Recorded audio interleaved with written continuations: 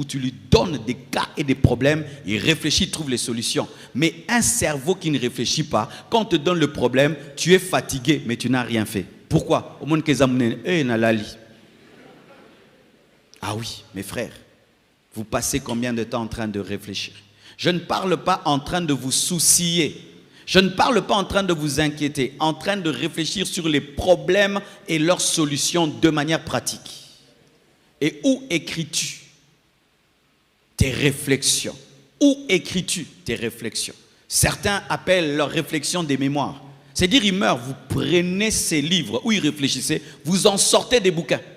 Tellement que sa réflexion est profonde. Et une chose que j'aimerais vous dire, mes frères. En Afrique, jusqu'à 20 ans, les gens se considèrent comme des gosses. C'est qu'une maladie grave. À 20 ans, tu sais que tu pouvais déjà être marié. Ma mère s'est mariée à 18 ans. Les rois dans la Bible, certains, ils avaient quel âge?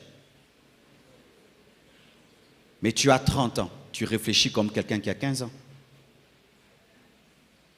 Tu as 30 ans, d'ailleurs, tout ce qui est réflexion, tu n'aimes pas. La preuve, toi, tu ne regardes que les vidéos de quelques secondes. Une vidéo d'1 heure du temps, où il y a la profondeur, toi, tu ne suis pas. Lire un livre, toi, tu ne lis pas. Mais tu as 30 ans, tu aimes que des blagues, et des blagues, et des blagues. Tu vas nourrir tes enfants avec les blagues. Tu vas éduquer tes enfants avec les blagues. Tu vas diriger ce pays avec des blagues. Une nation des blagueurs.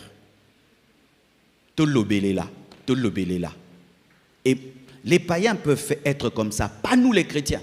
Nous devons démontrer par notre manière de réfléchir que nous avons le Saint-Esprit.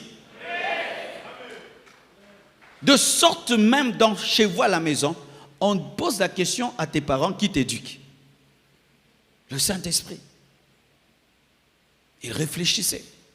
Est-ce que vous réfléchissez sur votre pays? Tu réfléchis sur ton avenir? Tu réfléchis sur l'église? Tu réfléchis sur ta destinée, sur ton potentiel, sur ta vie, sur ton devenir dans 5 ans, dans 10 ans? À l'âge de 21 ans, j'avais écrit, si, quand j'aurai 40 ans, je n'ai pas fait ça, ça et ça, j'ai échoué. J'ai écrit. À 40 ans, je suis allé lire.